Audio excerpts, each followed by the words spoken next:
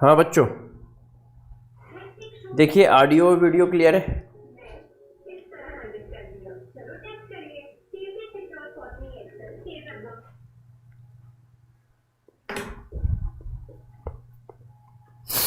सभी बच्चों को ऑडियो और वीडियो क्लियर है?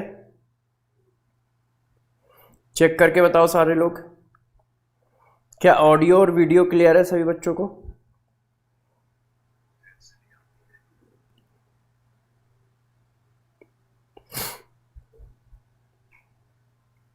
हाँ, चेक करके बताइए सभी लोग, क्या ऑडियो और वीडियो क्लियर है? क्या ऑडियो और वीडियो क्लियर है सभी बच्चों को?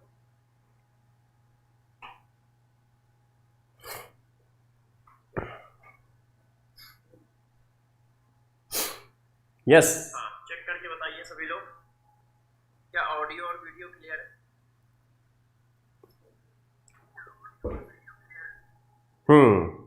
तो चलो बच्चों तैयार हो जाओ। आज हम लोग एनसीईआरटी के ग्राफ करेंगे और एनसीईआरटी के ग्राफ पर कैसे क्वेश्चन बन सकते हैं वो डिस्कस करेंगे। तो जल्दी जल्दी आ जाओ, ठीक है, और फिर डिस्कशन स्टार्ट किया जाए। तो सभी बच्चे जल्दी जग जाए, सभी बच्चे जल्दी जग जाए और क्लास में आ जाए। Yes yes yes.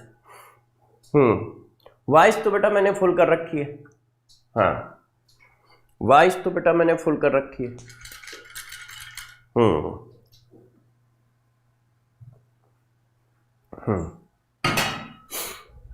यस।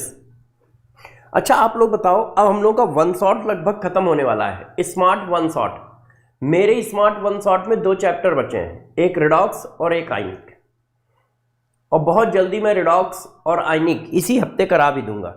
तो इसके बाद क्या किया जाएगा बताइए सब लोग। इसके बाद क्या आप लोगों के लिए कोई स्पेशल मैराथन या कुछ लाया जाए? यस, जल्दी बताओ बच्चों। जल्दी बताइए। तो चलो बच्चों इस बात को आगे बढ़ाते हैं, जल्दी जल्दी ग्राफ वाले सारे क्वेश्चन करते हैं, ठीक है ना। आज हमारा टारगेट क्या है, ग्राफ के सारे क्वेश्चन करना है और ग्राफ बताना है। जो एनसीईआरटी में ग्राफ है उनसे कैसे कैसे क्वेश्चन आ सकते हैं इस पर डिस्कशन करना है। हाँ ओके, ठीक है ठीक है, सही है। ठीक है बेटा, नमस्ते बेटा, नमस्ते। ओके, थैंक यू बेटा धीरज सोनू। तो चलो अब टाइम को हम लोग यूज करते, एक एक करके मैं चीजें आपको स्टार्ट करता हूं, ठीक है। आपका काम है अच्छे से बताना, अच्छे से क्वेश्चन करना। देखो सबसे पहला ग्राफ एनसीईआरटी में ये बना है, एनसीईआरटी क्लास 12th, ठीक है, एनसीईआरटी क्लास 12th, ध्यान है सबको, एनसीईआरटी क्लास 12th। ये राउल्ट्स लॉ का ग्राफ है। किसका ग्राफ है? राउल्ट्स लॉ का ग्राफ है। अब ये जो ग्राफ है, इस ग्राफ पर कैसे कैसे क्वेश्चन आ सकते हैं, हमें डिस्कशन ये करना है कि इस ग्राफ पर किस तरह के क्वेश्चन आ सकते हैं। यस, सबसे पहला ग्राफ आपके सामने है ये। अब देखो बच्चों इस ग्राफ पर किस तरह के क्वेश्चन आ सकते हैं, इसको गौर से सब लोग सुनेंगे और समझेंगे। देखो ये जो लाइन होती है ये आपको पता है टोटल प्रेशर की लाइन होती है, ये इंडिविजुअल प्रेशर की लाइन होती है, लिक्विड ए और लिक्विड बी की। अब देखो इस पर क्वेश्चन कैसा आ सकता है, पहला क्वेश्चन ये है, सॉरी पहला क्वेश्चन आपकी स्क्रीन पर ये है, what is the composition of mixture at which vapour pressure of solution is maximum.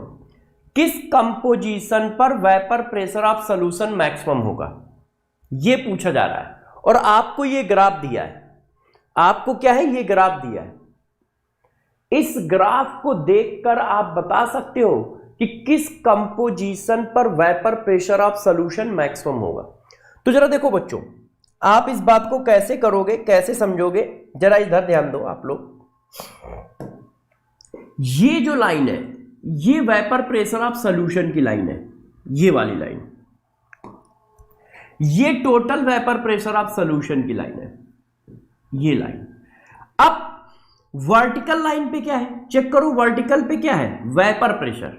तो जब वर्टिकल पे वेपर प्रेशर है तो इसका मतलब वर्टिकल लाइन बताएगी कि वेपर प्रेशर कितना ज्यादा है कितना कम है। ये देखो, तो सबसे बड़ी वर्टिकल लाइन कहां बनेगी, क्योंकि वर्टिकल लाइन हमारा वेपर प्रेशर है। भाई देखिए, वाई एक्सेस पे क्या जा रहा है, वेपर प्रेशर, एक्स एक्सेस पे क्या जा रहा है, मोल फ्रैक्शन। तो ये टोटल प्रेशर की लाइन है। देखो, total pressure equal to P1 plus P2। तो जब ये टोटल प्रेशर की लाइन है तो इसका मतलब ये टोटल प्रेशर को रिप्रेजेंट कर रहा है। ये जो हाइट है, हाइट टोटल प्रेशर को रिप्रेजेंट कर रही है। ग्राफ की जो हाइट है वो टोटल प्रेशर को रिप्रेजेंट कर रही है ना।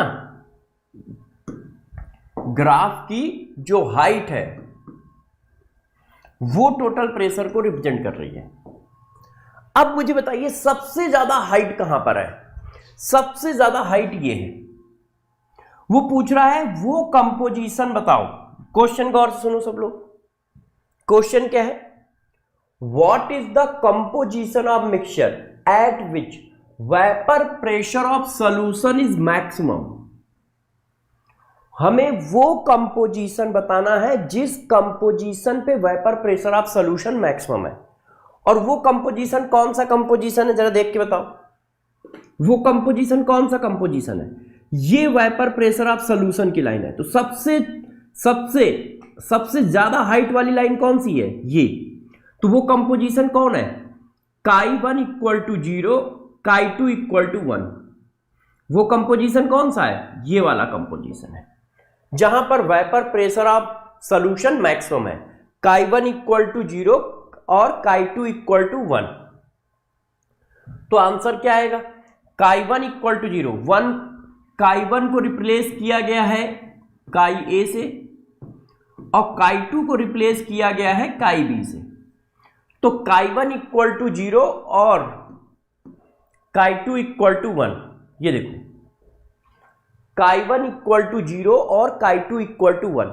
तो Chi1 को हम लोगों ने यहां किससे रिप्लेस कर दिया है, Chi A से, और Chi2 को रिप्लेस कर दिया है Chi B से। तो ये वाला ऑप्शन आएगा। बात समझ पा रहे हो। मैक्सिमम पूछेगा तो कौन सी लाइन सेलेक्ट करनी है सब बच्चों को, ये जो वर्टिकल लाइन है ये टोटल प्रेशर को रिप्रेजेंट कर रही है। अब टोटल प्रेशर मैक्सिमम कहां होगा, तो सबसे लंबी लाइन कौन सी है, ये हाइट, ये maximum vapour pressure of solution है, ये minimum vapour pressure of solution है। ये लाइन मिनिमम को शो कर रही है और ये line maximum vapour pressure of solution को शो कर रही है। अच्छा, अब ये क्वेश्चन बताओ। अब इस क्वेश्चन का आंसर दीजिए। देखिए, what is the composition of mixture at which vapour pressure of solution is minimum. यदि vapour pressure of solution minimum है तो आपको क्या करना पड़ेगा, सबसे छोटी वर्टिकल लाइन सेलेक्ट करनी पड़ेगी। और सबसे छोटी वर्टिकल लाइन बच्चों कौन सी है, सबसे छोटी वर्टिकल लाइन ये है, ये है। और इसका कंपोजिशन क्या है, ये Chi1 equal to 1, Chi2 equal to 0। इसका कंपोजिशन क्या है, Chi1 equal to 1, Chi2 equal to 0। और Chi1 को हमने क्या कहा है, A का है, और Chi2 को हमने क्या कहा है, B का है। तो इसका मतलब ये हुआ कि Chi1 equal to Chi A equal to 1, Chi B equal to 0। इस पर मिनिमम वेपर प्रेशर होगा। तो किस पर मिनिमम वेपर प्रेशर होगा, इस पर Chi1 equal to 1, Chi2 equal to 0। ये देखो, क्या आप क्वेश्चन को समझ पाए हैं, क्या सारे बच्चे इस क्वेश्चन को समझ पाए। Yes yes, very good very good very good. अब जरा यार इस पे आ जाओ। ये देखिए, अब इस ग्राफ पे आओ। सिर्फ एनसीईआरटी के सारे ग्राफ कराए जाएंगे, जो जो एनसीईआरटी के ग्राफ है। आइडियल सॉल्यूशन और नॉन आइडियल सॉल्यूशन का ये ग्राफ है एनसीईआरटी में। ये ग्राफ ए है, ये ग्राफ बी है, आइडियल सॉल्यूशन और नॉन आइडियल सॉल्यूशन का ग्राफ। अब देखिए आइडियल सॉल्यूशन क्या होता है? आइडियल सॉल्यूशन वो होता है जो राउल्ट्स लॉ को फॉलो करता है, मतलब टोटल प्रेशर जो होता है वो राउल्ट्स लॉ के प्रेशर के सम के इक्वल होता है, ये राउल्ट्स लॉ का प्रेशर। तो आइडियल सॉल्यूशन वो होता है जो राउल्ट्स लॉ को फॉलो करता है। और आइडियल सॉल्यूशन की लाइन कौन सी है? आइडियल सॉल्यूशन की लाइन ये है, स्ट्रेट लाइन, ये आइडियल सॉल्यूशन की लाइन है, ये आइडियल सॉल्यूशन की लाइन है, ये आइडियल सॉल्यूशन की लाइन है। ठीक, अब नॉन आइडियल सॉल्यूशन क्या होता है? नॉन आइडियल सॉल्यूशन वो होता है जो राउल्ट्स लॉ को फॉलो नहीं करता। इसका मतलब ये एक्सपेरिमेंटल वैल्यू और राउल्ट्स लॉ की वैल्यू आपस में बराबर नहीं होती। अब जब बराबर नहीं होती तो दो केस हैं। एक्सपेरिमेंटल प्रेशर जो है ये वाला प्रेशर राउल्ट्स लॉ के प्रेशर से ज्यादा हो सकता है, क्यों? बराबर नहीं है ना। अब बराबर नहीं है तो वो ज्यादा होगा या कम। तो जब ज्यादा होता है तो ज्यादा को क्या पढ़ते हैं? पॉजिटिव, तो आता है पॉजिटिव डेविएशन का केस। ये क्या बना? Positive deviation. तो फिर बच्चों आता है पॉजिटिव डेविएशन का केस ऐसे। और यदि कम हो गया तो आता है निगेटिव डेविएशन का केस ऐसे।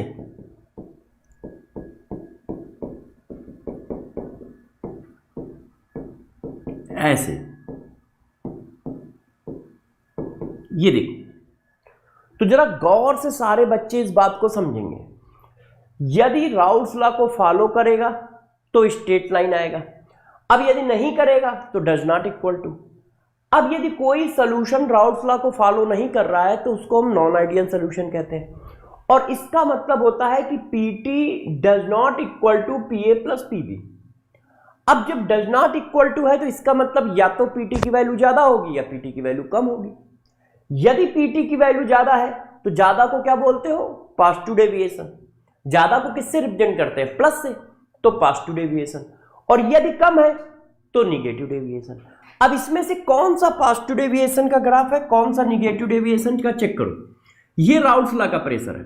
अब राउल्ट्स लॉ के प्रेशर से देखो ये प्रेशर ज्यादा है, राउल्ट्स लॉ का प्रेशर ये है, और राउल्ट्स लॉ के प्रेशर से ये प्रेशर ज्यादा है, तो इसका मतलब ये क्या है? पॉजिटिव डेविएशन का ग्राफ है।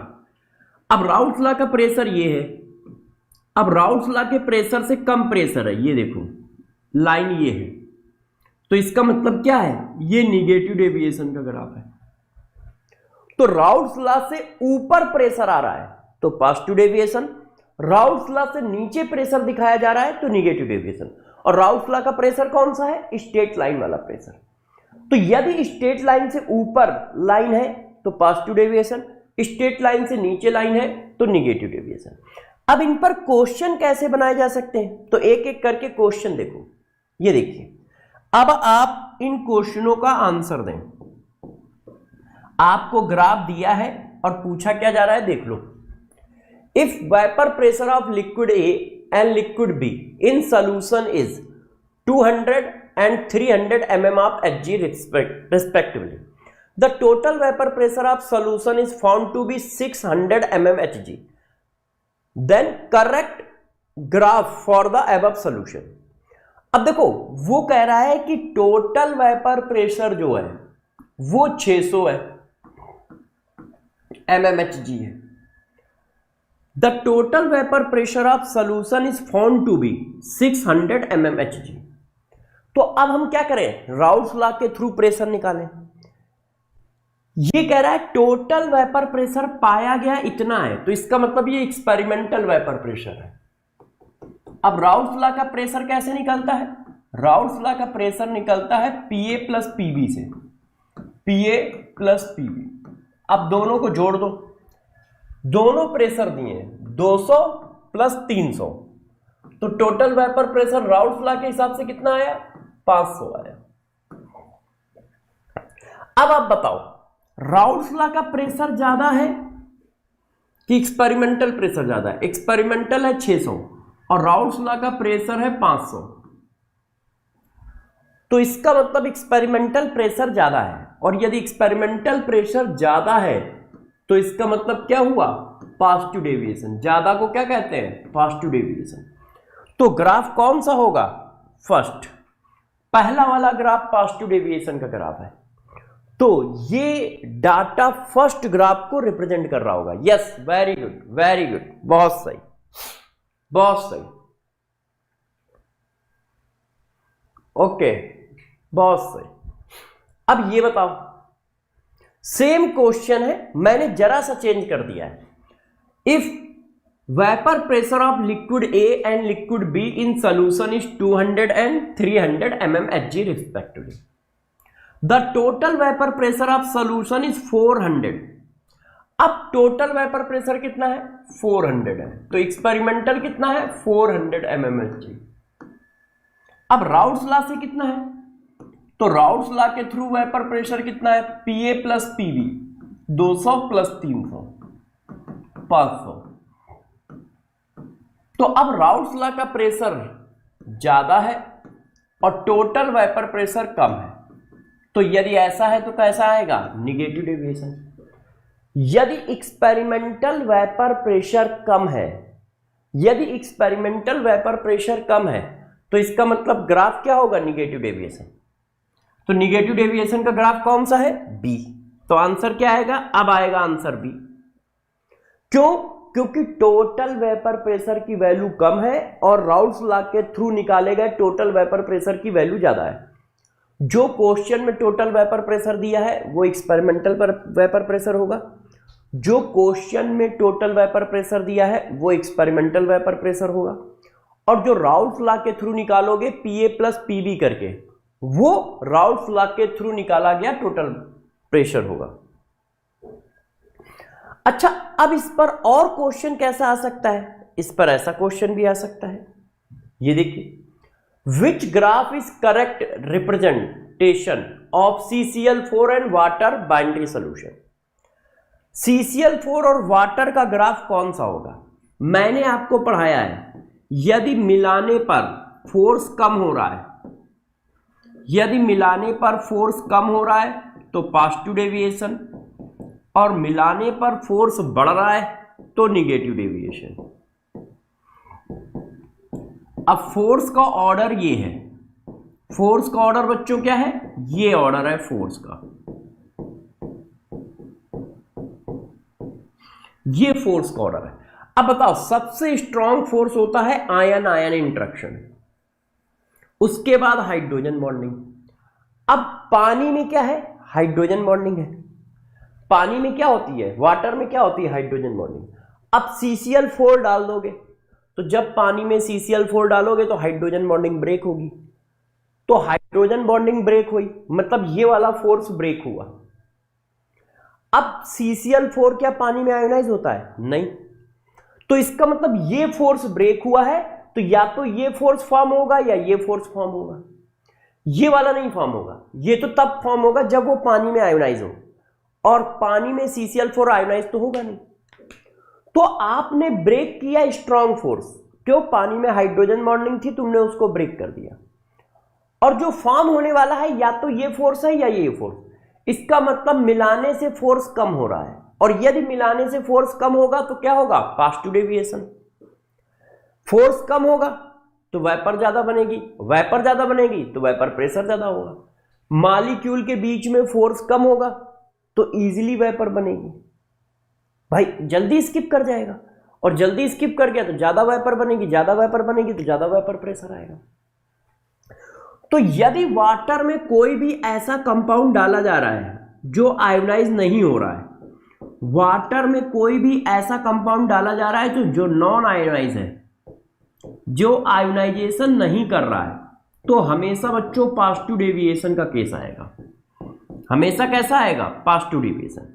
और वाटर में यदि आप कुछ डाल रहे हो और वो आयोनाइजेशन कर रहा है, वाटर में आपने कुछ डाला और उसने आयोनाइजेशन किया, जैसे एसिड, बेस, सॉल्ट, ये सब पानी में आयोनाइज हो जाते हैं, तो फिर निगेटिव डेविएशन। क्यों, वाटर के हाइड्रोजन बॉन्डिंग टूटी और तुमने ये वाला फोर्स बना दिया, और ये तो वाटर से भी स्ट्रांग है, इसका मतलब मिलाने से फोर्स बढ़ रहा है, और मिलाने से फोर्स बढ़ेगा तो फिर निगेटिव डेविएशन, क्योंकि वेपर प्रेशर और फोर्स के बीच में इनवर्सली प्रोपोर्शनल का रिलेशन होता है। अब बताओ, तुमने वाटर में क्या डाला है, CCl4, क्या ये आयोनाइज होगा? नहीं होगा, तो इसका मतलब फोर्स डिक्रीज हुआ, पॉजिटिव डेविएशन। और पॉजिटिव डेविएशन का केस है तो पॉजिटिव डेविएशन का ग्राफ कौन सा है? ए। पॉजिटिव डेविएशन का ग्राफ कौन सा है? ए। तो आंसर क्या होगा? ये होगा। अब ये देखो, सेम क्वेश्चन है, which graph is correct representation of HCl in water. अब ये एसिड है, ये पानी में आयोनाइज होगा, और यदि ये पानी में आयोनाइज होगा तो निगेटिव डेविएशन होगा। ये पानी में आयोनाइज होगा, और यदि ये पानी में आयोनाइज होगा तो क्या होगा? निगेटिव डेविएशन होगा। ग्राफ कैसा होगा? निगेटिव डेविएशन होगा। क्यों? एसिड बेस सॉल्ट पानी में आयोनाइजेशन करते हैं, और यदि ये पानी में आयोनाइजेशन करेंगे तो निगेटिव डेविएशन आएगा।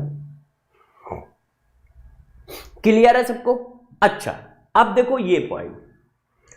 अब आपको बॉइलिंग पॉइंट वाले ग्राफ पे कैसे क्वेश्चन आ सकता है? देखिए क्या पूछा गया है, select correct statement regarding given graph. Given graph के हिसाब से हमें करेक्ट स्टेटमेंट चाहिए। अब आप देखो क्या क्या स्टेटमेंट है। Boiling point of solvent is 298 kelvin.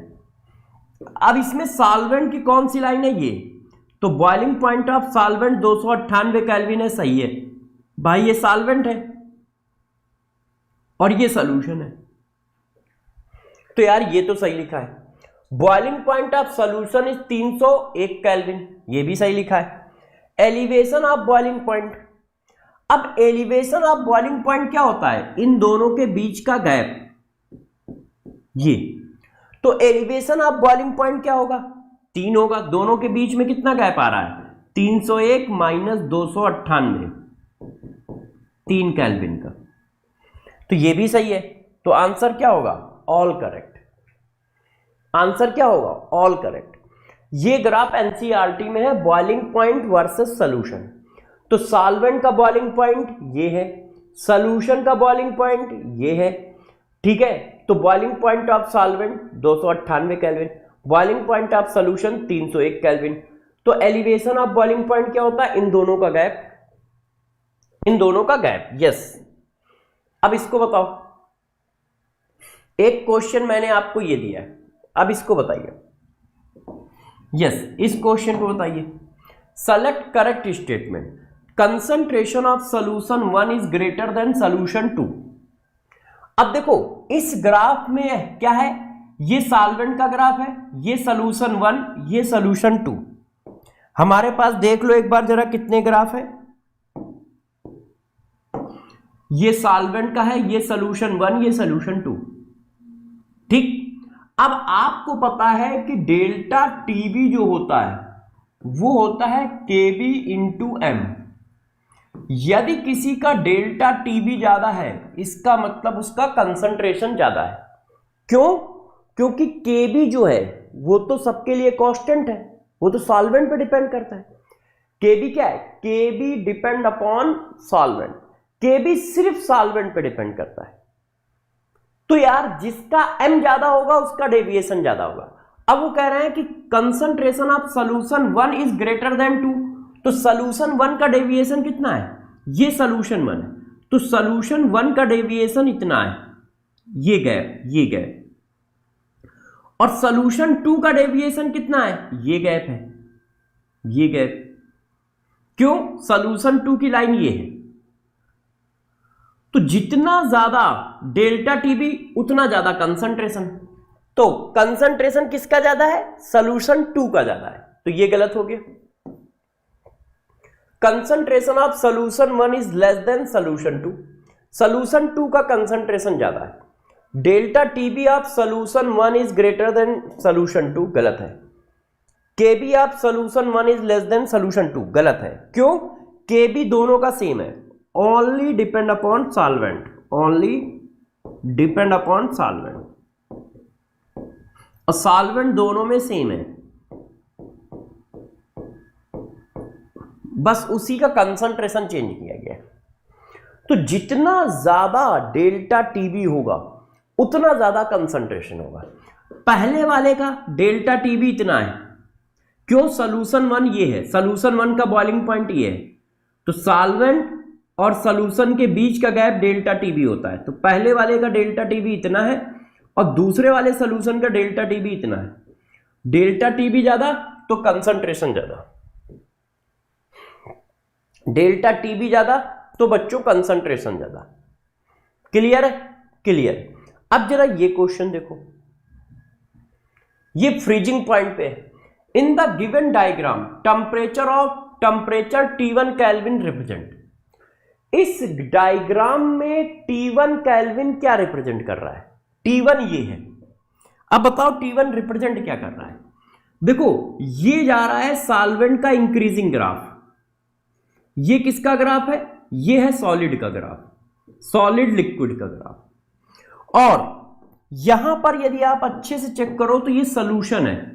ये देखो सॉल्यूशन का ग्राफ यहां पे आ रहा है, तो जहां पर ये दोनों कट करेंगे वही क्या होगा? Freezing point of solution. वो क्या होगा? फ्रीजिंग पॉइंट ऑफ सॉल्यूशन, है कि नहीं? सॉलिड सॉल्वेंट का ग्राफ ऐसे जाता है और लिक्विड सॉल्वेंट का ग्राफ नीचे की ओर आता है। जहां पर वो कट करते हैं, जहां पर वो कट करते हैं वो होता है फ्रीजिंग पॉइंट ऑफ सॉल्वेंट। अब जब सॉल्यूशन का ग्राफ आया तो सॉल्यूशन का ग्राफ यहां कट किया तो ये फ्रीजिंग पॉइंट ऑफ सॉल्यूशन आ गया। तो T1 क्या है? T1 है freezing point of solution. Yes, ध्यान रखना, बहुत इंपॉर्टेंट ग्राफ है, इस पर जब चाहो जितना चाहो अच्छा क्वेश्चन बन सकता है। T1 क्या है? Freezing point of solution. अब देखिए हेनरी लॉ पर कैसा ग्राफ बनेगा, इसको देखो। Calculate Henry law constant value for HCl। Graph ये दिया है और हेनरी लॉ कांस्टेंट की वैल्यू पूछ रहा है। तो हम सबको पता है कि हेनरी लॉ का फार्मूला क्या होता है? Pressure of gas, Henry constant of gas into mole fraction of gas. अब आपने हेनरी कांस्टेंट का, आपने HCl का प्रेशर दिया है, हमने रख दिया। HCl का मोल फ्रैक्शन दिया है। ये प्रेशर किस कंसंट्रेशन पे है? इस कंसंट्रेशन पे है। आपने मोल फ्रैक्शन भी रख दिया तो KH की वैल्यू निकल आई। आपने प्रेशर किसका रखा? HCl का। मोल फ्रैक्शन किसका रखा? HCl का। तो K की वैल्यू भी किसकी निकल के आएगी? HCl की निकल के आएगी। K की वैल्यू भी किसकी निकल के आएगी? HCl के निकल के आएगी। तो हेनरी कांस्टेंट ऑफ HCl कितना आ गया? 5 इंटू 10 रेस्ट की पावर 4। 5 इंटू 10 रेस्ट की पावर 4। क्यों? देखो इस ग्राफ में ये आपको वैल्यू दी है मोल फ्रैक्शन की, ये वैल्यू दी है आपको प्रेशर की, तो पार्शियल प्रेशर ऑफ HCl मिल गया और मोल फ्रैक्शन ऑफ HCl मिल गया, तो हेनरी कांस्टेंट तो निकल ही आएगा। अगला क्वेश्चन हेनरी कांस्टेंट पर, ये gas A, B and C vapour pressure versus mole fraction of gas diagram represent in figure, arrange increasing order of Henry constant. Graph को देकर हेनरी कांस्टेंट की वैल्यू पूछ रहा है। ग्राफ को देकर हेनरी कांस्टेंट की वैल्यू पूछ रहा है। सब लोग टिक करो, मैं जरा पानी लेके आता हूं। जल्दी टिक करिए, जल्दी टिक करिए।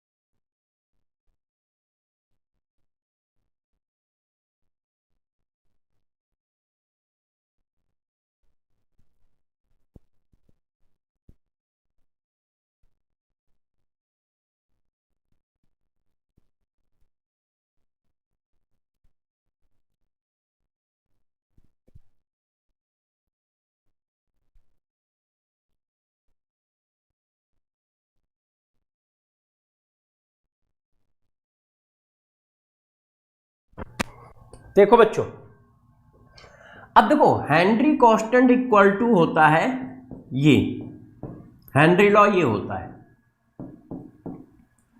अब ये क्या है, ये है वाई एक्सिस, ये क्या है एक्स एक्सिस। तो हेनरी कांस्टेंट की वैल्यू क्या है, स्लोप। जितना ज्यादा स्लोप होगा उतना ज्यादा हेनरी कांस्टेंट की वैल्यू होगी। क्यों, क्योंकि slope of the curve Henry constant की वैल्यू है। तो ये देखो स्लोप किसका बड़ा है, सबसे ज्यादा, सबसे बड़ा स्लोप है ए का। ए का स्लोप ज्यादा तो ए के हेनरी कांस्टेंट की वैल्यू ज्यादा। क्यों, हेनरी कांस्टेंट की वैल्यू है पीजी इक्वल टू के एच जी और काई जी। तो आपने कंपेयर करा दिया तो स्लोप की वैल्यू निकल के आ रही है के एच। यस, वेरी गुड बच्चों, बहुत सही, बहुत सही, बहुत सही, very good. Simple Ashwini, very good बेटा, बहुत सही, बहुत सही, कर लोगे। अब जरा देखो बच्चों, अब ये क्वेश्चन केमिकल काइनेटिक्स का ग्राफ, एनसीईआरटी में केमिकल काइनेटिक्स का ये ग्राफ दिया है। मैंने ग्राफ में डाटा फिल कर दिया है। अब आपसे पूछा क्या है, P इक्वल टू क्यू कोई केमिकल रिएक्शन है, select correct option for rate of disappearance of P। आपको P के डिसअपियरेंस का रेट बताना है। तो ये ग्राफ किसका है, P का है। देखो P हमारा रिएक्टेंट है तो वो डिक्रीज कर रहा है, डिसअपियर कौन होगा, रिएक्टेंट होगा। मतलब इस ग्राफ से हमें कोई लेना देना नहीं है, ये प्रोडक्ट का ग्राफ है और इससे हमें कोई लेना देना नहीं। अब वो कह रहा है रेट बताओ। तो रेट होता क्या है, रेट होता है change in concentration upon time taken. तो P के कंसंट्रेशन का चेंज चाहिए और लगा टाइम चाहिए। तो P के कंसंट्रेशन का चेंज क्या है, कंसंट्रेशन कहां है, ये है। तो आपने ये वाला टाइम ये वाला उठा लिया। पहले कंसंट्रेशन कितना था, इतना, फिर कितना आया, इतना। क्यों, रिएक्टेंट है तो रिएक्टेंट का कंसंट्रेशन डिक्रीज होता है। तो फाइनल माइनस इनिशियल, जब कंसंट्रेशन इतना है तो टाइम इतना है, तो फाइनल माइनस इनिशियल। तो ये वैल्यू ये आई 1 डिवाइडेड बाई 10। इसका मतलब 0.1 आ रहा है, माइनस का 0.1 आ रहा है। ये 2 दिया है, ये नन आएगा, माइनस का 0.1 आ रहा है। वो क्या कह रहा है कि rate of disappearance of B बताओ, पी बताओ। तो यार ये तो क्यू का ग्राफ है, ये तो कंसंट्रेशन बढ़ रहा है, और यदि ये कंसंट्रेशन बढ़ रहा है तो ये ग्राफ किसका हुआ, प्रोडक्ट का। तो प्रोडक्ट का तो पूछ ही नहीं रहा है, तो इसका मतलब इस ग्राफ पे हमें ध्यान ही नहीं देना है, हमें इस पर ध्यान देना है। अब देखो जब कंसंट्रेशन ये था, ये तो टाइम ये था, जब कंसंट्रेशन ये हुआ तो टाइम ये है, और रेट का फार्मूला क्या है, change in concentration divided by time. तो कंसंट्रेशन में चेंज कितना हुआ, 20 माइनस 10, मगर फार्मूला क्या है, फाइनल माइनस इनिशियल। तो पहले मैंने फाइनल लिखा फिर इनिशियल लिखा, divided by time taken. Time भी क्या होता है, फाइनल माइनस इनिशियल। तो ये -1 डिवाइडेड बाय 10 आया, तो रेट क्या आया 0.1। और माइनस क्यों आ रहा है, रिएक्टेंट के रेट में हमेशा माइनस आएगा, minus sign change in concentration को रिप्रेजेंट कर रहा है। तो इस तरह का ग्राफ भी आपके पास आ सकता है, इस तरह का ग्राफ भी आपके पास आएगा, ठीक है। तो सब लोग रेडी रहें। अब जरा ये ग्राफ देखो, ये बहुत इंपॉर्टेंट ग्राफ है, पेपर में 4-5 बार आ चुका है, 3-4 बार तो आ ही चुका है। Select correct graph log 80 versus T for first order reaction. देखो फर्स्ट ऑर्डर रिएक्शन का ग्राफ, तो log 80 वर्सेस T ग्राफ पूछ रहा है। तो फर्स्ट ऑर्डर रिएक्शन की इक्वेशन क्या है, K equal to 2.3032 upon T log A naught upon 80। इसको इधर ले आओ तो ये ऐसे हो गया।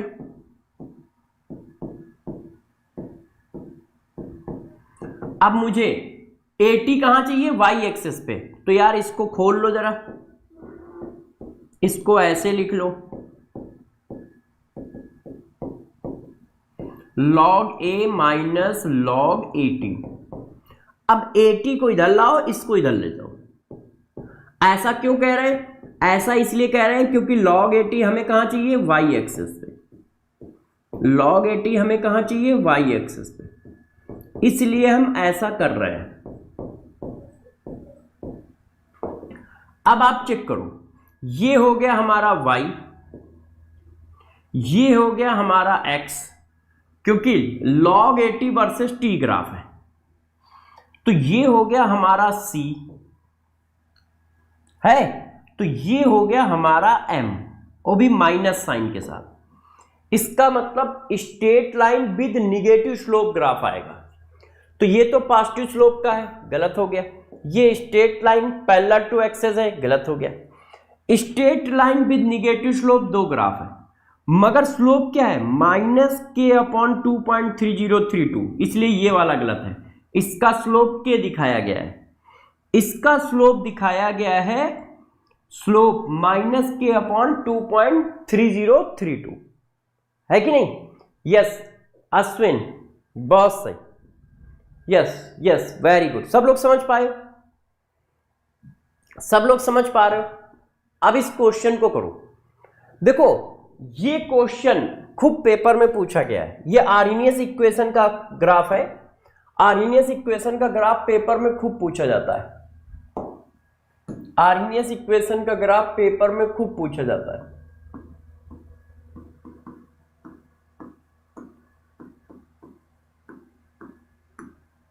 एनसीईआरटी में दिया है और 2000 नीट 2024 में भी आया है, नीट 2024 में भी आया है, 22 में भी आया है, दो तो मुझे याद है। अब देखो पूछ क्या रहा है, कैलकुलेट द वैल्यू ऑफ के ए। हमसे के ए की वैल्यू पूछ रहा है, एक्टिवेशन एनर्जी की वैल्यू पूछ रहा है, तो कुछ देना तो चाहिए। मैंने ग्राफ में कुछ रफ कर दिया है क्या, रुक जाइए।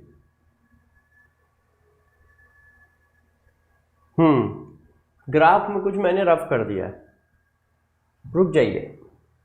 के ए की वैल्यू कैसे निकलेगी जब तक आप कुछ दोगे नहीं, है ना। क्वेश्चन चेंज कर देता हूं,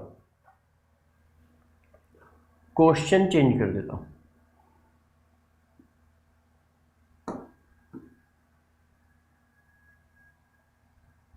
भाई ग्राफ में कोई वैल्यू नहीं दी है तो क्वेश्चन निकलेगा कैसे, है ना।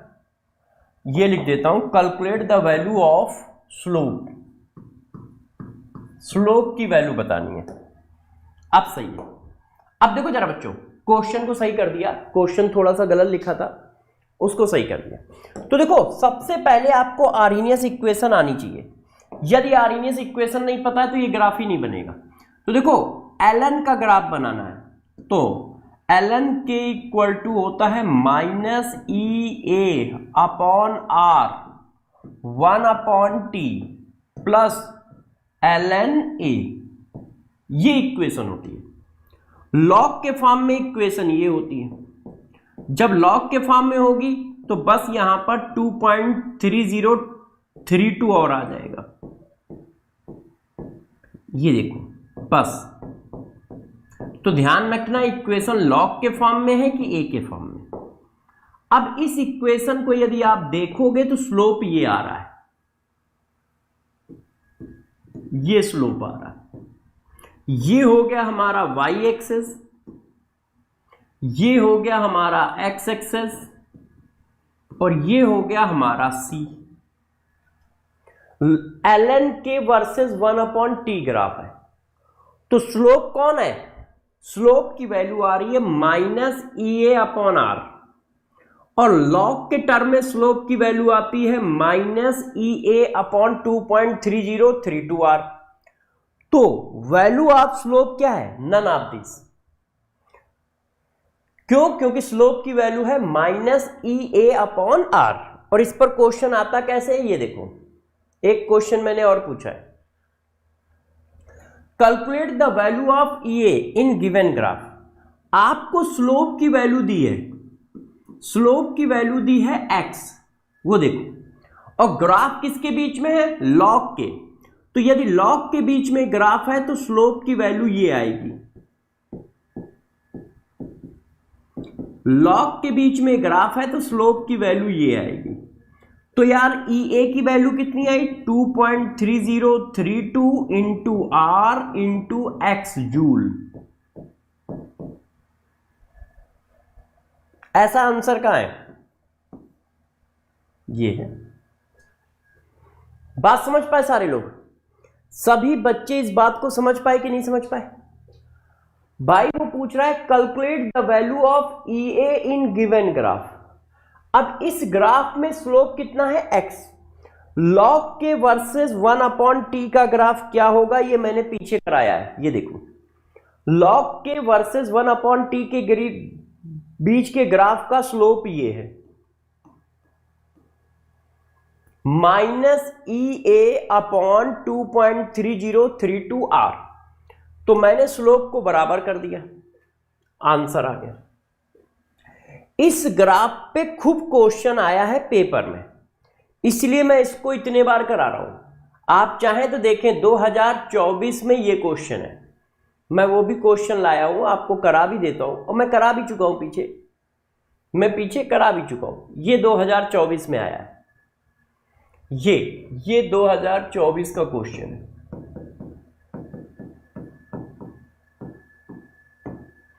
ln k versus 1/t graph for Arrhenius equation. तो वो कैसा होगा? Straight line with negative slope. ये सारे तो पॉजिटिव स्लोप है, ये भी पॉजिटिव स्लोप है, ये भी पॉजिटिव स्लोप है, ये भी पॉजिटिव स्लोप, तो यही वाला ग्राफ ही होगा। क्यों? इक्वेशन कैसी है? इक्वेशन ये है ln k -EA/R 1/t plus ln a। इस ग्राफ पे खूब क्वेश्चन आते हैं। देखो ये 2023 में 24 में आया, ये देखो ग्राफ, फिर यही ग्राफ है। Which of the following plot represent the various ln k versus 1/t according to the equation. ये नीट 2022 या 23 का क्वेश्चन है, या तो ये 22 का क्वेश्चन है या 23 का, मुझे याद नहीं है कि 22 का है या 23 का। अब ये देखो, अब ये भी वही ग्राफ है, निगेटिव स्लोप, पॉजिटिव स्लोप होगा ही नहीं, ये आंसर है।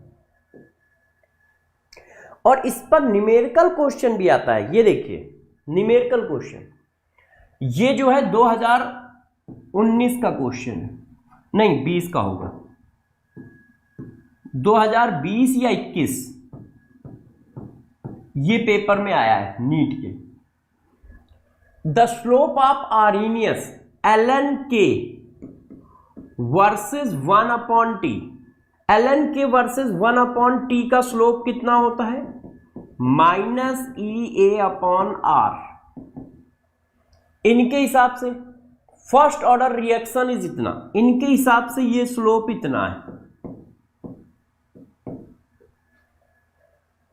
The value of EA for the reaction, close the option for the answer. तो भाई EA की वैल्यू कितनी आ गई? EA की वैल्यू आ गई 5 × 10⁻³ इंटू R। अब R की वैल्यू जूल में डालोगे तो आंसर जूल में आएगा। अब देखिए R की वैल्यू डाल दीजिए 8.314 जूल,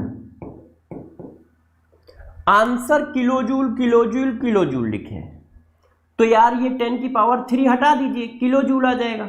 5 चौको 20, 2 5 एकम 5, 2 7, 5 3 15, 1 और 40 और 1 41, इतना किलो जूल आ रहा है। ये देखो ये क्वेश्चन भी आपके पेपर में आया हुआ है, ये क्वेश्चन भी आपके पेपर में आया। तो आप समझ पा रहे हो, इस इक्वेशन पे खूब क्वेश्चन आया है, तो इस इक्वेशन को सारे बच्चे खूब अच्छे से ध्यान रखें, खूब अच्छे से। अच्छा चलिए अब ये देखो, ये ग्राफ भी एनसीईआरटी में है, मैं सिर्फ एनसीईआरटी के ग्राफ करा रहा हूं। जो जो ग्राफ एनसीईआरटी में दिया है उस ग्राफ पे कैसे क्वेश्चन बनाए जा सकते हैं, पूछा जा सकता है, वो मैं करा रहा हूं। In the area, in the given diagram, area A represent, ये जो एरिया ए है ये क्या रिप्रेजेंट कर रहा है इस डायग्राम में, बताओ। इस डायग्राम में एरिया ए क्या रिप्रेजेंट कर रहा है? एरिया ए रिप्रेजेंट करता है कि जब तुम टेम्परेचर बढ़ाओगे तो कितने मॉलिक्यूल हैं जिनकी kinetic energy greater then activation energy है, वो बढ़ गए हैं। ये कौन से मॉलिक्यूल है? देखो ये यहां पर है एक्टिवेशन एनर्जी, ये पूरे वो मॉलिक्यूल हैं जिनकी काइनेटिक एनर्जी एक्टिवेशन एनर्जी से ज्यादा है, और टेम्परेचर बढ़ाने पर ये नंबर बढ़ते हैं। तो ये देखो टेम्परेचर बढ़ाने पे नंबर, इतना नंबर बढ़ा है, इतना नंबर, ये जो एरिया है। पहले ये वाला ग्राफ टी टेम्परेचर पे है, ये T+10 पे है। ये वाला ग्राफ जो है वो T+10 पे है, और नीचे वाला ग्राफ T पर है। तो टेम्परेचर बढ़ाने पर कितने मॉलिक्यूल है जिनकी काइनेटिक एनर्जी एक्टिवेशन एनर्जी से ज्यादा है, वो रिप्रेजेंट कर रहा है। तो ये क्या रिप्रेजेंट करता है? Total number of, fraction of molecule. देखो यहां वाई एक्सेस पे क्या है? फ्रैक्शन ऑफ मॉलिक्यूल है, और एक्स एक्सेस पे क्या है? काइनेटिक एनर्जी, और एक्टिवेशन एनर्जी की वैल्यू इतनी है। तो देखो क्या लिखेंगे, number of molecule which have energy greater than kinetic energy, no. Number of molecule which have energy greater than kinetic energy when temperature change to T+10, no. Number of molecule which have kinetic energy greater than activation energy when temperature change T to T+10, yes. वो number of molecule को represent करता है जिनकी kinetic energy activation energy से ज्यादा है जब आप टेम्परेचर T से T+10 करते हो। जब आप टेम्परेचर T से T+10 करते हो, तो जब आप टेम्परेचर बढ़ाते हो तो वो मॉलिक्यूल के नंबर को रिप्रेजेंट कर रहा है जिनकी काइनेटिक एनर्जी एक्टिवेशन एनर्जी से ज्यादा है। कौन सा? Area A. ये जो एरिया ए है ये रिप्रेजेंट कर रहा है। तो ये इंपॉर्टेंट है, ध्यान रखना, फ्यूचर में पेपर में आएगा। अब ये देखो, ये ग्राफ भी एनसीईआरटी का है। अब इस ग्राफ का आंसर बताओ। A to B एक रिएक्शन है, कैलकुलेट इंथैल्पी ऑफ रिएक्शन। आपको ये सारी इंफॉर्मेशन गिवन है। आपको देखो ये दिया है 40, ये दिया है 60, और इंथैल्पी ऑफ रिएक्शन पूछ रहा है। तो आप सबको पता है इंथैल्पी ऑफ रिएक्शन होता है activation energy of forward reaction minus activation energy of backward reaction. अब इस ग्राफ में फॉरवर्ड कितनी है? 40, बैकवर्ड कितनी है? 60। तो ये कितनी आएगी? 20 जूल आएगी, माइनस का 20 जूल, प्लस का 20 जूल नहीं, माइनस का 20 जूल। देखो रिएक्शन ऐसे चल रही है, ये रिएक्टेंट है, ये प्रोडक्ट है। तो एक्टिवेशन एनर्जी ऑफ फॉरवर्ड कितनी है? 40। एक्टिवेशन एनर्जी ऑफ बैकवर्ड कितनी है? 60। तो डेल्टा एच क्या होता है? Activation energy of forward minus activation energy of backward. अब इस पर क्वेश्चन और कैसे आ सकता है? ये देखो, A = B, what amount of energy decrease in presence of catalyst. Catalyst मिलाने से कितनी एनर्जी डिक्रीज हुई है? तो देखिए इस ग्राफ की खास बात, जब आपने कैटलिस्ट नहीं मिलाया था तो ग्राफ ये है। जब आपने कैटलिस्ट नहीं मिलाया है तो ग्राफ ये है, और जब आपने कैटलिस्ट मिला दिया है तो ग्राफ ये है। ये ब्लू वाला क्या है, कैटलिस्ट की प्रेजेंस में ग्राफ है। तो वो पूछ रहा है कैटलिस्ट मिलाने से एक्टिवेशन एनर्जी कितनी डिक्रीज हुई है। तो एक्टिवेशन एनर्जी कितनी डिक्रीज हुई है, इतनी डिक्रीज हुई है, इतनी। ये वैल्यू 40 है, ये वैल्यू 30 है, तो कितनी डिक्रीज हुई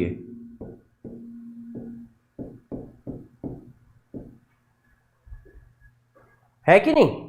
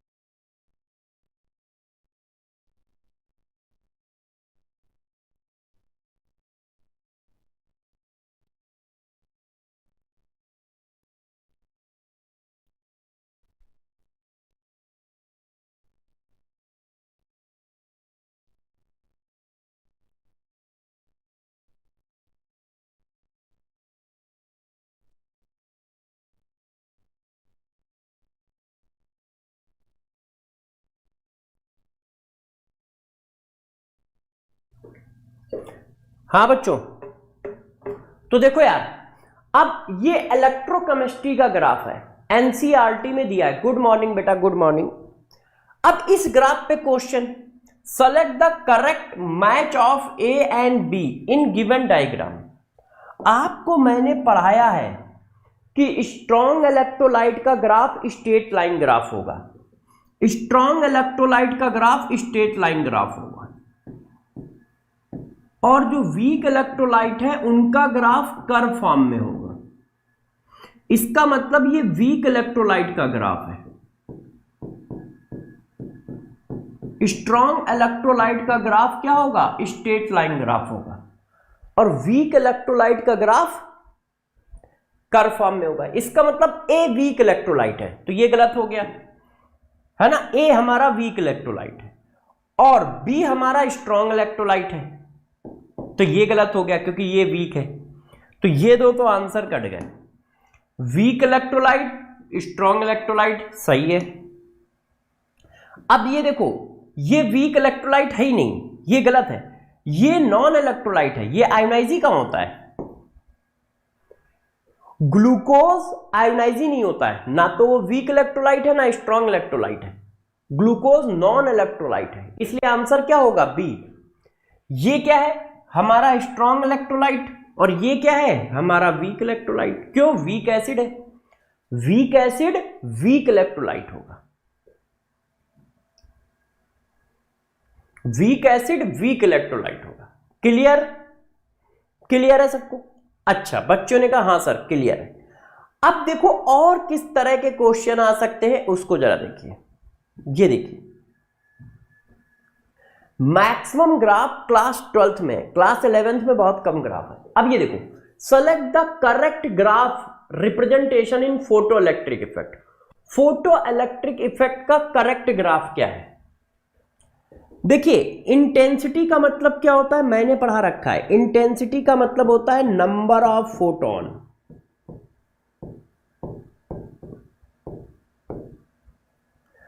अब फोटोन के नंबर बढ़ाने से काइनेटिक एनर्जी बढ़ेगी? नहीं बढ़ेगी। तो ये ग्राफ सही है। क्यों? क्योंकि देखो फार्मूला ये होता है, ये होता है, यदि ये वैल्यू 20 है और मान लो वर्क फंक्शन 15 है, तो काइनेटिक एनर्जी क्या आई, 5। अब 2 फोटोन डालो तो भी काइनेटिक एनर्जी 5 आएगी, 20 फोटोन डालोगे तो भी काइनेटिक एनर्जी 5 आएगी। क्यों? क्योंकि एक फोटोन एक इलेक्ट्रॉन निकालता है। तो 20 फोटोन एनर्जी कितनी है, 20, तो 15 खर्च हो गई इलेक्ट्रॉन निकालने में, 5 किस में कन्वर्ट हो गई, काइनेटिक एनर्जी में। अब मान लो आपने 10 फोटोन डाले तो भी यही काम होगा। काइनेटिक एनर्जी तो तब बढ़ेगी जब फोटोन की एनर्जी बढ़ाओ, फोटोन के नंबर नहीं। नंबर बढ़ाने से इलेक्ट्रॉन ज्यादा निकलते हैं। तो ये ग्राफ सही दिया है। इंटेंसिटी बढ़ाते जाओगे मगर काइनेटिक एनर्जी पे कोई इफेक्ट नहीं पड़ेगा। अब यहां देखो, यदि आप ये वैल्यू बढ़ाओगे देखो फ्रीक्वेंसी बढ़ा रहा है, तो फ्रीक्वेंसी बढ़ा रहा है मतलब एनर्जी बढ़ा रहे हो। तो जब आप ये वैल्यू बढ़ा रहे हो तो ये तो एक कांस्टेंट वैल्यू है। किसी भी मेटल प्लेट की वर्क फंक्शन कांस्टेंट होती है। एक पर्टिकुलर मेटल प्लेट की वर्क फंक्शन कांस्टेंट है। आप 20 दे रहे हो तो 15 यहां खर्च हुई, 5 यहां है। अब मान लो फोटोन की एनर्जी 30 कर दी तो 15 यहां खर्च होगी, 15 यहां चली जाएगी। क्यों? क्योंकि ये वैल्यू फिक्स है। तो यदि तुम फ्रीक्वेंसी बढ़ाओगे तो काइनेटिक एनर्जी बढ़ेगी, ये सही लिखा है। फ्रीक्वेंसी बढ़ाओगे काइनेटिक एनर्जी बढ़ेगी, मगर ये ग्राफ गलत बना है, ग्राफ गलत बना है। ओरिजिन से पास नहीं होगा। ये इंटेंशन सही है मगर ग्राफ गलत बना है, ओरिजिन से पास नहीं होगा। क्यों? इक्वेशन कैसी है? ये है, इसके हिसाब से ये y equal to m x थोड़ी है, y equal to m x plus c है। तो ये बात तो सही है कि फ्रीक्वेंसी बढ़ाओगे तो काइनेटिक एनर्जी बढ़ेगी, मगर ओरिजिन से पास नहीं होगी। ये ग्राफ ऐसे आएगा, है ना? क्यों? क्योंकि इंटरसेप्ट लग रहा है भाई। ये y हो गया, ये mx हो गया, तो ये c हो गया। तो ये ग्राफ गलत बना है, ये ग्राफ गलत बना है। अब इसको देखो, फ्रीक्वेंसी बढ़ाने का मतलब होता है एनर्जी ऑफ फोटोन बढ़ाना। फ्रीक्वेंसी बढ़ाने का मतलब होता है एनर्जी ऑफ फोटोन बढ़ाना। यदि आप फोटोन की एनर्जी बढ़ाओगे तो काइनेटिक एनर्जी बढ़ेगी, क्योंकि एक फोटोन हमेशा एक इलेक्ट्रॉन निकालता है। तो आप तो फोटोन की एनर्जी बढ़ा रहे हो ना, फोटोन के नंबर थोड़ी बढ़ा रहे हो।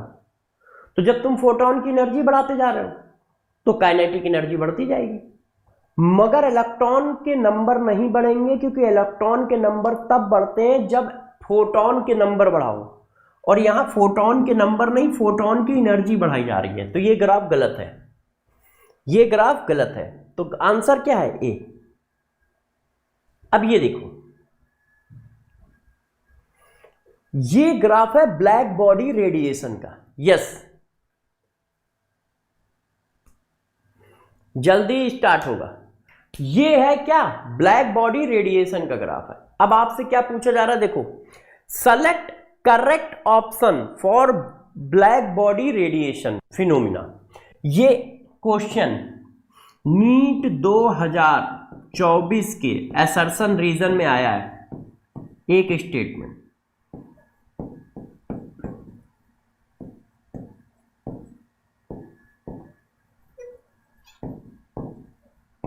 असर्शन और रीजन में आया है। अब इस क्वेश्चन को करो, select correct option for black body radiation phenomena. अब देखिए, वाई एक्स एक्सेस पे क्या है? वेवलेंथ। वाई एक्सेस पे क्या है? इंटेंसिटी। जब तुम टेंपरेचर बढ़ाओगे, ये T1 ग्रेटर देन है T2 से। जब तुम टेंपरेचर बढ़ाओगे तो देखो, हाई इंटेंसिटी वाली वेवलेंथ की वैल्यू कम हो रही है। ये देखो, पहले कितनी थी? पहले इतनी थी। वेवलेंथ ज्यादा तो इंटेंसिटी कम। तो पहली बात, इस ग्राफ को देखते हुए कौन कौन सी बात सही है? टेंपरेचर T1 की वैल्यू T2 से ज्यादा है। दूसरा, वेवलेंथ और इंटेंसिटी में इनवर्सली प्रोपोर्शनल का रिलेशन होता है। बिल्कुल सही बात।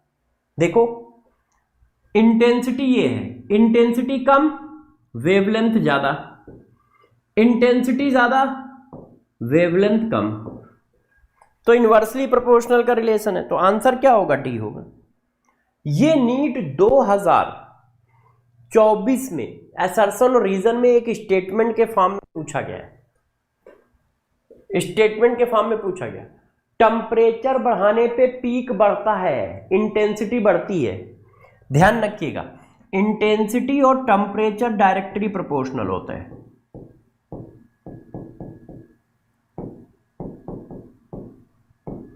टेंपरेचर बढ़ाओगे तो इंटेंसिटी बढ़ेगी। इसकी इंटेंसिटी ज्यादा है तो इसका मतलब T1 टेंपरेचर ज्यादा है,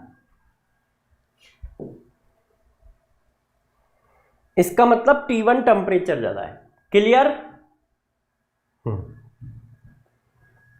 अब ये ग्राफ भी एनसीईआरटी में दिया है। ग्राफ ए रिप्रेजेंट, मैंने इसको ए ग्राफ कहा है, ये किसको रिप्रेजेंट कर रहा है? देखिए गौर से सारे बच्चे देखेंगे, जितने बार ग्राफ एक्स एक्सिस को टच करेगा, जितने बार ग्राफ एक्स एक्सिस को टच करेगा, आप ये मान के चलो उतने रेडियल नोड है। ग्राफ ये है। ग्राफ का क्वेश्चन कैसे निकाला जाए? बच्चों को टेंशन होती है कि एटॉमिक स्ट्रक्चर में ग्राफ का क्वेश्चन कैसे निकाला जाए, तो मैं आपको समझाता हूं। आप रेडियल नोड निकाला करो। रेडियल नोड की वैल्यू ये होती है, जितने रेडियल नोड होंगे उतनी बार ग्राफ को एक्स एक्सिस पे टच करना चाहिए, उतनी बार ग्राफ को एक्स एक्सिस पे टच करना चाहिए जितने रेडियल नोड होंगे। पहला पॉइंट समझ गए? पहला पॉइंट क्या है? जितने रेडियल नोड होंगे उतनी बार ग्राफ को एक्स एक्सिस को टच करना है। एक्स एक्सिस को क्या करना है? टच करना है। ध्यान रखिएगा।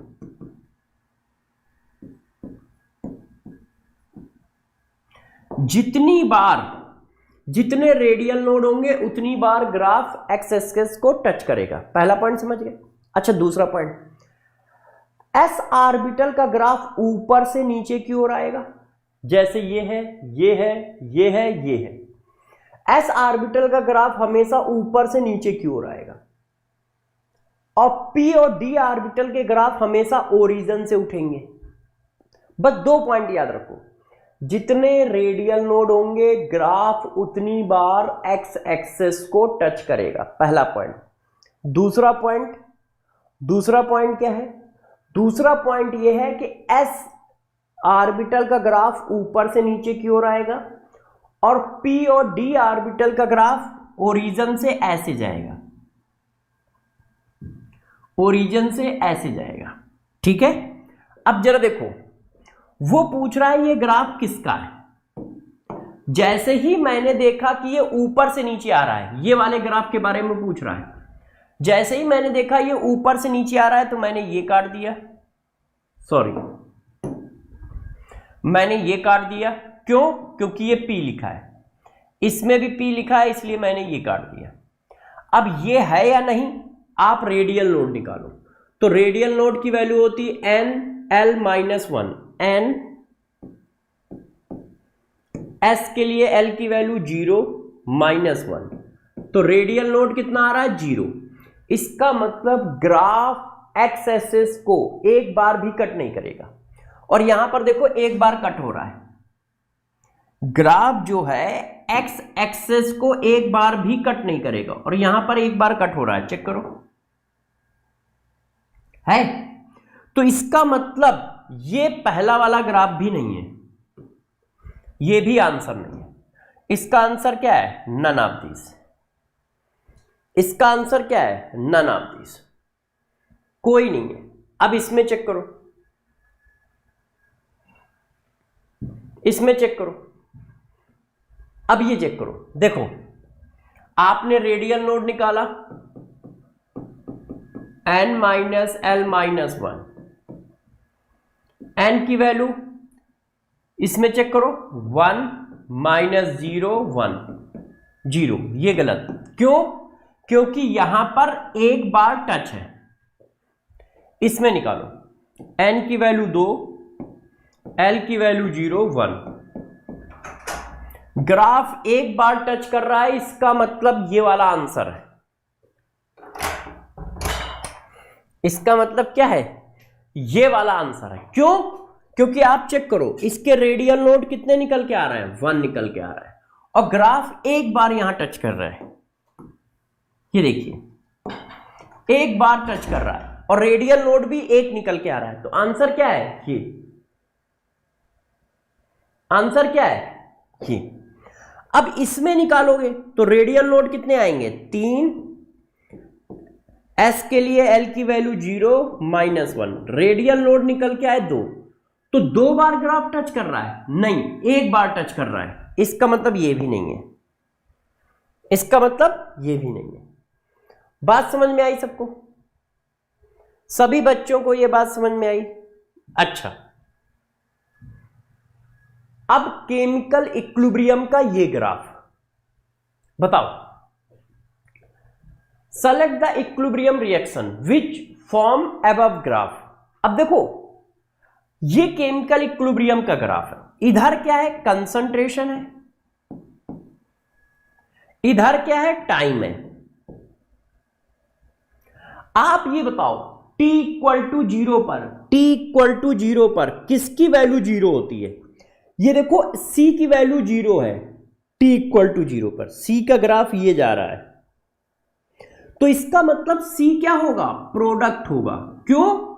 t इक्वल टू 0 पे प्रोडक्ट बनता है? नहीं बनता है, तो इसका मतलब c प्रोडक्ट है। तो ये गलत हो गया, ये सही है, ये सही है ना? अब देखो, सिर्फ b का ग्राफ ऊपर से नीचे की ओर आ रहा है, a का ग्राफ ऊपर से नीचे की ओर आ रहा है, तो t इक्वल टू 0 पर रिएक्टेंट की वैल्यू सबसे ज्यादा होती है। इसका मतलब ये दोनों रिएक्टेंट है। ये दोनों कौन है? रिएक्टेंट है। क्यों? क्योंकि सिर्फ प्रोडक्ट की वैल्यू t इक्वल टू 0 पर 0 होती है। तो इसका मतलब C जो है प्रोडक्ट है, A और B रिएक्टेंट है। ऐसा कौन सी इक्वेशन है? ये इक्वेशन है, ये इक्वेशन। और ये ग्राफ आपकी एनसीईआरटी में बना हुआ है। ये देखिए, सॉरी, ये देखिए, ये अमोनिया की रिएक्शन का ग्राफ है। इसी से मैंने क्वेश्चन बनाया है। ये देखो, लिखा है N2 प्लस 3H2 2NH3। अब देखो, अमोनिया प्रोडक्ट है, तो अमोनिया का ग्राफ 0 से चालू हो रहा है,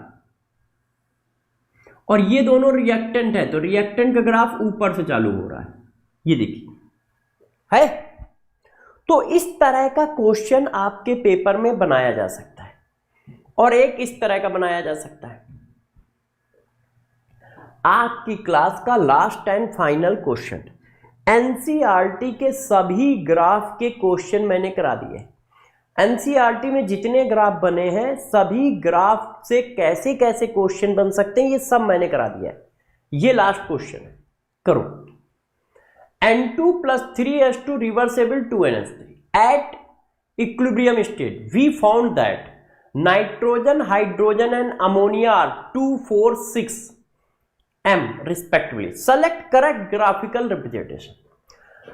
जब इक्विलिब्रियम आया तो नाइट्रोजन का कंसंट्रेशन बच्चों कितना है? 2 है। हाइड्रोजन का कंसंट्रेशन बच्चों कितना है? 4 है। और अमोनिया का कंसंट्रेशन बच्चों कितना है? 6 है। जब इक्विलिब्रियम आया, तो इसका मतलब इक्विलिब्रियम में सबसे ज्यादा कंसंट्रेशन किसका है? अमोनिया का। वाई एक्सिस पे कौन है? कंसंट्रेशन है। इसका मतलब अमोनिया की लाइन सबसे ऊपर होनी चाहिए। क्यों? क्योंकि वाई एक्सिस कंसंट्रेशन है, तो कंसंट्रेशन वर्टिकल लाइन है ना, तो सबसे ज्यादा कंसंट्रेशन अमोनिया का है इक्विलिब्रियम पे, तो अमोनिया की लाइन सबसे ऊपर होनी चाहिए। तो ये तो गलत है, ये सही हो सकता है, ये भी गलत है। अब अमोनिया का कंसंट्रेशन सबसे ज्यादा, तो अमोनिया की लाइन सबसे ऊपर, फिर हाइड्रोजन का कंसंट्रेशन ज्यादा, फिर हाइड्रोजन की लाइन। सबसे कम कंसंट्रेशन नाइट्रोजन का है, इसलिए नाइट्रोजन की लाइन। प्रोडक्ट कहां से पास होना चाहिए बच्चों? प्रोडक्ट पास होना चाहिए ओरिजिन से। अमोनिया क्या है? प्रोडक्ट है। तो देखो, अमोनिया ओरिजिन से आ रहा है ऐसे, और नाइट्रोजन और हाइड्रोजन रिएक्टेंट है, तो ये ऊपर से आ रहा है। तो ये ग्राफ बिल्कुल सही है, बी वाला। ये ग्राफ बिल्कुल सही है, इस डाटा को रिप्रेजेंट कर रहा है, इस डाटा को रिप्रेजेंट कर रहा है। देखिए, आपको मैंने कम से कम 30-40 क्वेश्चन कराए हैं, क्योंकि ये स्लाइड नंबर 41 है, लास्ट स्लाइड नंबर 41 है, तो इसका मतलब 25, 30 या 40 क्वेश्चन तो कराई दिए। मैंने पूरी फिजिकल केमिस्ट्री के जो एनसीईआरटी में ग्राफ बने हैं, उन सबके क्वेश्चन करा दिए। आप सभी बच्चों को अब कमेंट करके बताना है कि फिजिकल केमिस्ट्री में मैं और क्या कराऊं। देखो, मैंने फिजिकल केमिस्ट्री में सब कुछ करा दिया है आपको मैंने डिटेल 1 शॉट करा दिए, स्मार्ट वन शॉट चल रहा है, सिर्फ 2 चैप्टर रह गए। आपको मैंने डिटेल में लेक्चर वाइज पूरी फिजिकल केमिस्ट्री करा दी, hacker series 1.0, in NCERT deep line 1.0 और उद्देश्य सीरीज, इन सब को मिलाकर मैंने पूरी फिजिकल केमिस्ट्री करा रखी है। पीवाईक्यू सीरीज में सारे पीवाईक्यू करा दिए हैं इसी चैनल पे, ठीक है। आपको एनसीईआरटी और बैक एक्सरसाइज और एनसीईआरटी एग्जाम्पलर के सारे क्वेश्चन करा दिए हैं चैप्टर वाइज हैकर सीरीज 2.0 में। हैकर सीरीज 2.0 में ये करा रखा है। ग्राफ के कितने क्वेश्चन बन सकते हैं ये सब भी करा दिया है। तो आप लोगों को कमेंट करके आप बताना है कि फिजिकल केमिस्ट्री में आप क्या कराएं, क्योंकि मैंने एक एक चीज करा दी है कई बार, और इन सभी चीजों के असाइनमेंट भी आपको दे दिए। इन सभी चीजों के इंपॉर्टेंट नोट्स, इंपॉर्टेंट सीड भी मैंने आपको अपने चैनल पे दे दी है, Sarvesh Dikshit CSD official Telegram channel पे ये सब प्रोवाइड करा रखा है। हाँ, अब हम किस तरह की सीरीज लाएंगे, अब हमें ये डिस्कस करना है। तो आप सभी बच्चे कमेंट में ये बताएं कि आप किस तरह की सीरीज आपको फिजिकल केमिस्ट्री में चाहिए। हाँ, जो भी चाहिए आप बता दीजिए, फिर मैं उसको अरेंज करता हूं, ठीक है। तो आज की क्लास इसी जगह खत्म होती है। अपना ध्यान रखिएगा, पढ़ाई करते रहिएगा। All the best. कमेंट करके बताइएगा, ठीक है। Bye bye. हाँ, कमेंट करके बताइए कि आपको अब किस तरह